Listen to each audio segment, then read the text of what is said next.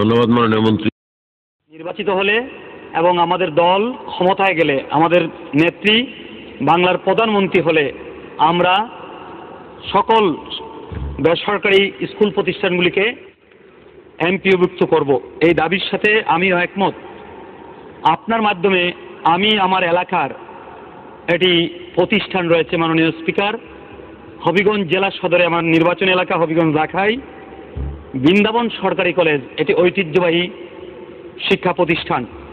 জাতির জনক বঙ্গবন্ধু শেখ মুজিব কন্যা শেখ হাসিনা 1996 থেকে 2001 ইংরেজিতে প্রধানমন্ত্রী থাকা অবস্থায় ওনার নেতৃত্বে আমাদের সাবেক সফল অর্থমন্ত্রী শাহ এম এস কিবরিয়া সাহেবের প্রচেষ্টায় এই বৃন্দাবন সরকারি কলেজে আমরা অনার্স কোর্স চালু করেছিলাম। আজকে এই কলেজটি রাজনৈতিক প্রতিহিংসার শিকার হয়েছে মাননীয় স্পিকার। কারণ 2001-এর নির্বাচনে সারা বাংলাদেশে আমাদের দলকে বিভিন্নভাবে পরাজিত করলেও আমাদের জেলায় 4টি আসন আমরা সেদিন জননেত্রী শেখ হাসিনাকে উপহার দিয়েছিলাম। প্রশ্ন করুন। সেই কারণে আমরা রাজনৈতিক বৈষম্যের শিকার হয়েছি। আমার প্রশ্ন মাননীয় স্পিকার আপনার মাধ্যমে, আমার এই বৃন্দাবন সরকারি কলেজে মাস্টার্স কোর্স চালু হবে কিনা? আপনাকে ধন্যবাদ। আপনাকে ধন্যবাদ মাননীয় সদস্য। মাননীয় মন্ত্রী। মাননীয় স্পিকার, বিভিন্ন কলেজে এই ধরনের দাবি আছে যে অনার্স কোর্স থাকলে সেখানে মাস্টার্স কোর্স খোলা, সেগুলোর জন্য একটা নীতি অনুসরণ করা হয় যাতে সেই মাস্টার্স কোর্স পরিচালনা করার জন্য, সেটা পাঠদানের জন্য সবকিছুর যে যথোপযুক্ত ব্যবস্থা সেটা অনুসরণ করা সেটা সবচেয়ে জরুরি। তো সেই সকল বিষয় যদি সেই কলেজ অর্জন করে তাহলে সেটা ব্যবস্থা নেওয়া হবে। তো এই প্রসঙ্গে একটা কথা আমি বলে রাখি, সকলের জানা প্রয়োজন যে আমাদের দেশে দীর্ঘদিন থেকে কলেজের শিক্ষকদের নিয়োগ দেওয়া হয়নি। আমরা ইতিমধ্যে যাদের এইটা অবস্থান নিয়েছেন ইতিমধ্যে তাদেরকে আমরা প্রমোশন দিয়েছি। বলা যায় যে প্রায় 1500 নতুন শিক্ষককে আমরা গত মাসে প্রমোশন দিয়েছি, যার ফলে নিচের দিকে যে লেকচারার পদগুলো সেগুলো অনেক বেশি খালি, এবং যার ফলে বিভিন্ন কলেজে আমাদের শিক্ষকের স্বল্পতা এখন দেখা দিয়েছে। আমরা সেই পদগুলো পূরণ করার জন্য খুব দ্রুতই চেষ্টা নিচ্ছি, কিন্তু পিএসসির মাধ্যমে সেগুলো নিয়োগ দিতে হয়, সেখানে একটা স্পেশাল পরীক্ষা নেওয়ার ব্যবস্থার জন্য আমরা চাপ দিচ্ছি। তো আমরা আশা করি যে শিক্ষকদের সমস্যাটা সমাধান হলে পরে এই ধরনের বিষয়গুলো ভাবা যাবে। কারণ MA ক্লাস বা অনার্স ক্লাস খোলার পর যদি শিক্ষক দেওয়া না যায় সেখানে ছাত্রীরা ক্ষতিগ্রস্ত হন। তো আমরা আশা করব যে এই সকল বিষয়ে আমরা পদক্ষেপ নেওয়ার পর বিভিন্ন কলেজের তাদের যে দাবি এগুলোর যৌক্তিকতা যদি সামনে আসে তাহলে সেগুলো বিবেচনা করে পদক্ষেপ নেওয়া হবে। ধন্যবাদ মাননীয় স্পিকার। ধন্যবাদ মাননীয় মন্ত্রী, আপনাকে ধন্যবাদ। জনাব মোহাম্মদ আবু জাহির। আমি তো হাত লাগাইছিলাম।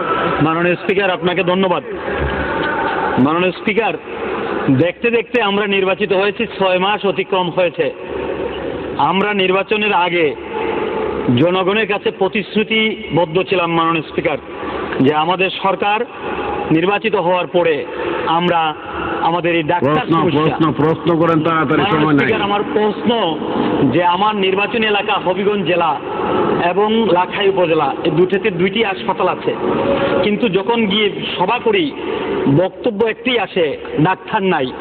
আপনার মাধ্যমে মাননীয় স্বাস্থ্যমন্ত্রীর কাছে আমার জিজ্ঞাসা, কবে নাগাদ হবিগঞ্জে লাখাইয়ের হাসপাতালগুলিতে ডাক্তার নিয়োগ হবে? মাননীয় মন্ত্রী, ওনার যে অবস্থা মাননীয় মন্ত্রী, আমারও একই অবস্থা।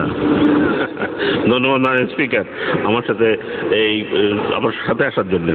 অতি শীঘ্রই আমাদের ডাক্তার নিয়োগ হবে ইনশাল্লাহ, প্রক্রিয়াধীন। আমি কয়েক মাসের মধ্যে আপনাদের সকলকে ডাক্তার দিতে পারবো ইনশাল্লাহ। মাননীয় মন্ত্রী।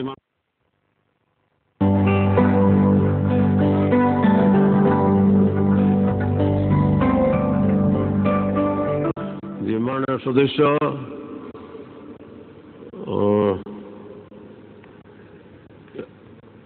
আবু জাহির না? জি ধন্যবাদ মাননীয় স্পিকার।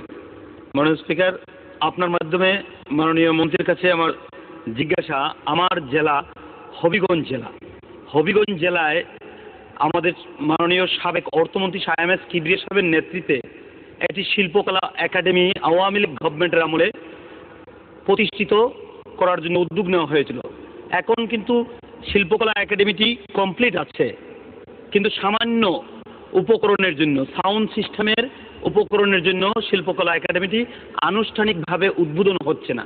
আমি আপনার মাধ্যমে মাননীয় মন্ত্রীর কাছে জানতে চাই, সামান্য টাকা বরাদ্দ দিয়ে এই জেলা শিল্পকলা একাডেমিটি উদ্বোধনের মন্ত্রী। মাননীয় স্পিকার, আপনাকে ধন্যবাদ। আমি আমার মাননীয় সংসদ সদস্য ভাইকে অবশ্যই বলবো, হবিগঞ্জ যদি এটা হয়ে থাকে সামান্য অর্থের জন্য, যদি এটা এখন ঠিক করা না হয়ে থাকে, অতি দ্রুত যাতে হবিগঞ্জের এই শিল্পকলা একাডেমি ভবনটা সম্পন্ন করা যায় এবং উদ্বোধন করা যায়, তার জন্য প্রয়োজনীয় ব্যবস্থা নিব। মাননীয় স্পিকার, ধন্যবাদ মাননীয় মন্ত্রী। সম্পূরক প্রশ্ন করবেন মাননীয় সদস্য মোহাম্মদ আবু জাহেদ। ধন্যবাদ মাননীয় স্পিকার। মাননীয় স্পিকার, প্রশ্নকর্তা নিজাম সাহেব যদি থাকতেন মহান সংসদে কথা বলতে ভালো হতো, কারণ 4 দলীয় জোট ক্ষমতায় ছিল আর আজকে মহাজোট ক্ষমতায়। এখন অনেকটা অবস্থা দাঁড়িয়েছে এই যে 4 দলীয় জোট ক্ষমতায় থাকা অবস্থায় তারা একের পর এক গ্রেনেড হামলা করে আমাদের নেতা নেত্রীদেরকে হত্যা করবে আর আমাদের উপর এর বিচারের দায়িত্ব পড়বে।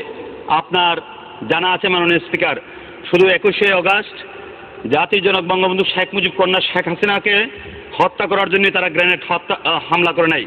21শে আগস্টের পরে 2005 25শে জানুয়ারি হবিগঞ্জের বদ্দার বাজারে এই মহান সংসদে একাধিকবার যিনি আমাদের জাতির জনক বঙ্গবন্ধু শেখ মুজিবের কন্যা শেখ হাসিনার নেতৃত্বে বাজেট পেশ করেছিলেন সফল অর্থমন্ত্রী শায়েম এস কিবরিয়া এবং সাবেক নির্বাচিত এমপি, ওনাকে নিয়ে যখন আমরা বদ্দার বাজারে ঈদ উত্তর পুনর্মিলনী সভায়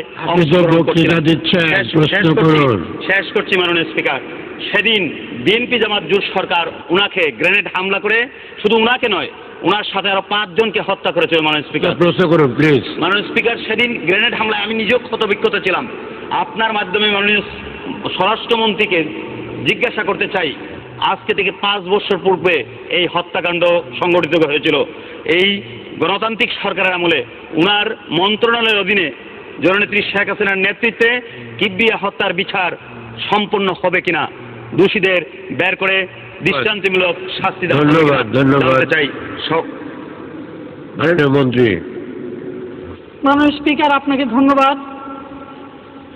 মাননীয় সদস্য সঠিকভাবেই বলেছেন যে আজকে শুধু সে 4 দলীয় জোট সরকারের আমলে শুধু 21শে আগস্ট গ্রেনেড হামলা করে আমাদের মাননীয় নেত্রী মাননীয় প্রধানমন্ত্রীকে হত্যা করার উদ্দেশ্যে ক্ষান্ত হয়নি। এর পরবর্তীতে তারা আমাদের সেই স্বনামধন্য এবং সার্থক অর্থমন্ত্রী কিবরিয়া সাহেব সহ 5 জনকে হত্যা করা হয়েছিল।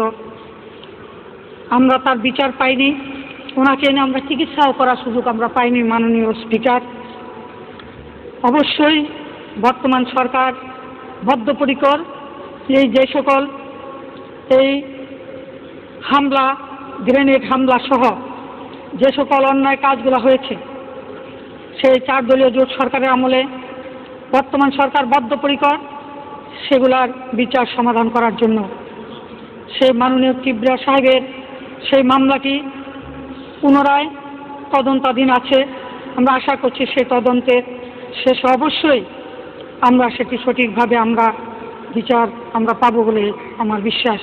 মাননীয় স্পিকার, আপনাকে ধন্যবাদ। ধন্যবাদ মাননীয় মন্ত্রী। সম্পূরক প্রশ্ন করবেন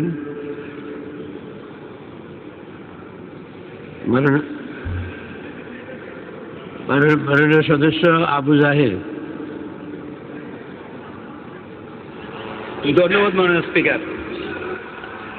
মাননীয় স্পিকার, আমি আপনার মাধ্যমে আমাদের মাননীয় অর্থমন্ত্রীকে ধন্যবাদ জানাই যে ওনার সুন্দর উত্তরের জন্য। আপনি এত সিনিয়র, আপনি সম্পূরক প্রশ্ন চাইবেন কেন? বিষয়ের আপনি এত সিনিয়র, আপনি সম্পূরক প্রশ্ন চাইবেন কেন? ঠিকই বলছেন মাননীয় স্পিকার, ওনারা আমাদের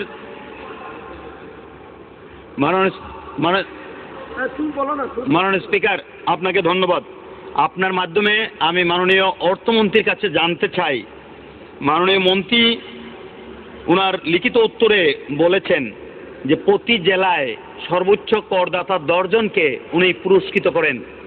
আমি জানতে চাই যে দেশের সর্বোচ্চ করদাতা বৃদ্ধির স্বার্থে এই সংখ্যাটি বৃদ্ধি করে প্রতি জেলায় 20 জনকে পুরস্কৃত করার কোনো পরিকল্পনা মাননীয় মন্ত্রীর আছে কিনা? আপনাকে ধন্যবাদ।